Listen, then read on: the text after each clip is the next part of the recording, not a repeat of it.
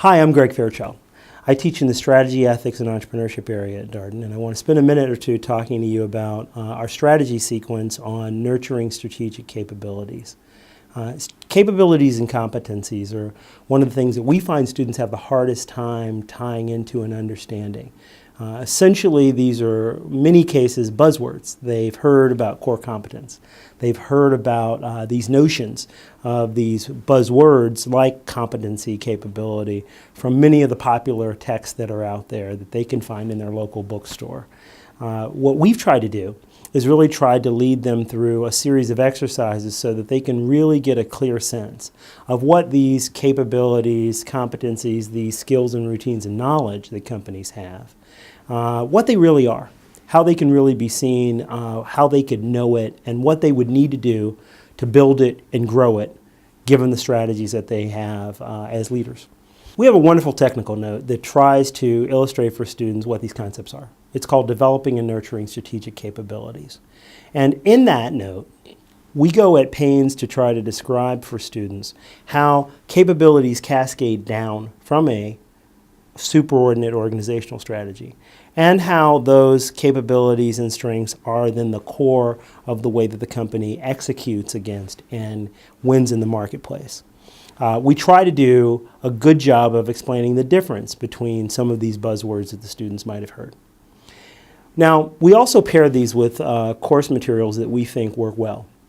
We've chosen companies that students know have a connection to through their personal lives, but may not have thought about in this way. So one of these companies is Disney, one of these companies is Google, a third is Cirque du Soleil. And in each of these cases, there's a difference in thinking about what it is these organizations do. Again, these organizations that students know well and can touch. What they do that really is the core set of skills, resources, knowledge that drive this company's competitiveness. A great example is our Disney case. And in our Disney case, we drive students to a discussion where we talk about what is it that really leads to these types of touches that they have with the Disney company. Parks, films, television shows, games, stuffed animals. And we try to drive students to the question of how, in fact, those things that they can see and touch, how they were developed, where they come from, what types of skills are necessary to deliver against them. And we drew this wonderful drawing of a Mickey Mouse in the middle, and that's really to derive the conversation with students about the creation of these characters, and these characters that are able to create uncommon value. That is, that a stuffed animal not sold on a Disney theme park and not about a Disney character is actually worth far less than it is when sold at Disney and when based on one of their characters. And that's the uncommon value that Disney can create. And they become better and better at recreating that value over time. We even talk about relationships with companies like Pixar and why they'd be important in a more modern version of Disney where we've moved long beyond the famous icon of Steamboat Willie. A second great example is Google. This is a company many of our students think of as a verb and not a company. And so the touch points for them, again, very real, very immediate, very daily.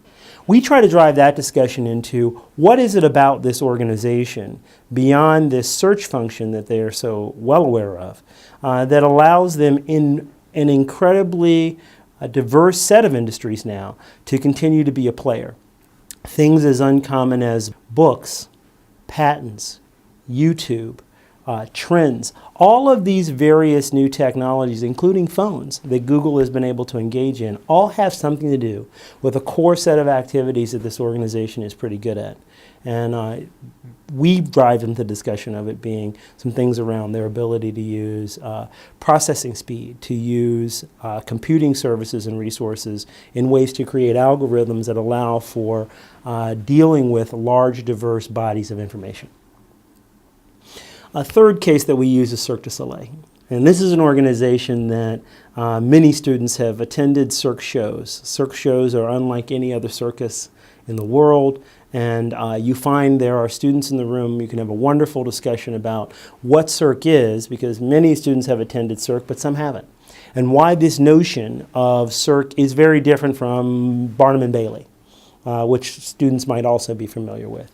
And we go through this conversation in that particular case on the capabilities in the HR function that are so critical to being able to deliver what becomes this Cirque brand.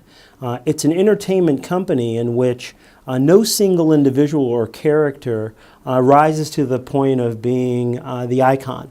So if we looked at this entertainment company as opposed to films, where in fact there are actors that are very famous, or we looked at this relative to sports teams, where there might be an athlete who stands out as an exception.